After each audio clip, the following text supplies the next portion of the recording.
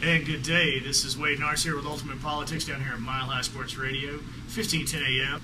My guest today is Mark Ferrandino. Mark, welcome to the show. Thank you, Wade.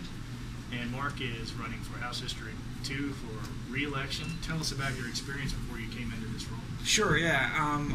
Right before moving into being the state representative, I actually was treasurer of the State Democratic Party for 3 years. Also serving on the National Stonewall Democrats board, and also prior to that, co-chair of the Colorado Stonewall Democrats.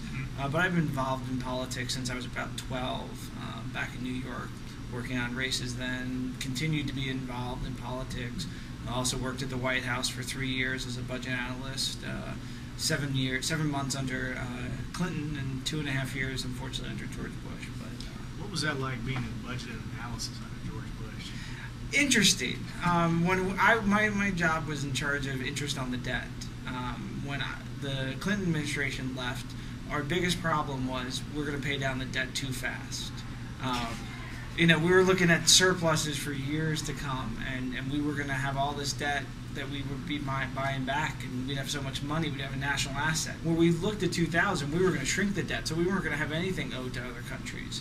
Now we are going to have just more and more. I mean, I don't know the last time I looked at it, but it's over $5 or $6 trillion in debt we have as a nation that we owe, and half of that is to other countries. Now, you've worked on some other, what I would say, pet issues for you.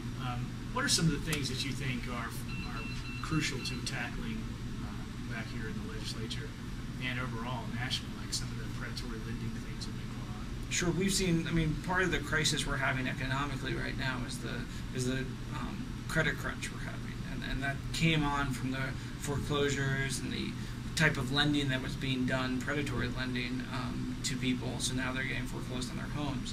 We need to do a lot in giving people financial security. That means we need to crack down on predatory lending. We've done some stuff in the state going after mortgage brokers, which hadn't been regulated, and 2 years ago we put lots of regulations around there, which is going to help avoid any future crisis. But we're in a crisis right now. We need to make sure we're helping people who are going to face foreclosure or in foreclosure to try and keep their homes. I did a bill last year that put $100,000 into outreach, into neighborhoods that are hard hit by foreclosures, to make sure that people know what their options are. We in the state actually have been pretty good with the foreclosure hotline and other resources we were providing, but we need to make sure people know about them and know that if they can get to their bank early enough, they can usually work with their bank to save their loan, and that's really important, because if they can, negotiate lower payments, longer terms, other things, as I said many times, we're all better off when people stay in their home. The bank's better off, the homeowner's better off, and the neighborhood's better off. So what's caused this? It's been a long policy, a long push in Washington and also in the state level to deregulate things.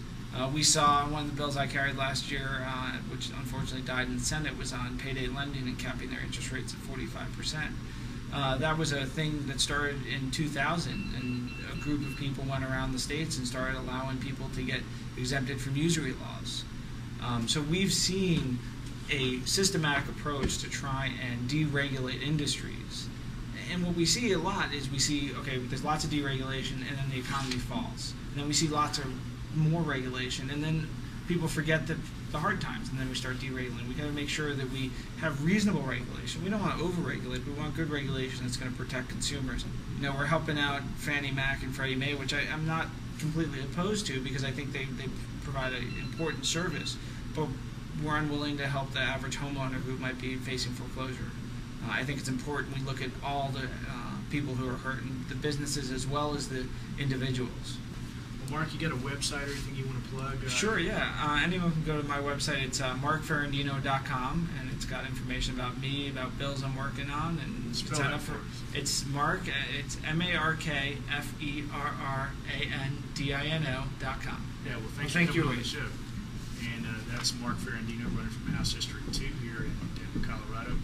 And we're going to take a quick break. This is Wade Nars with Ultimate Politics on Mile High Sports Radio.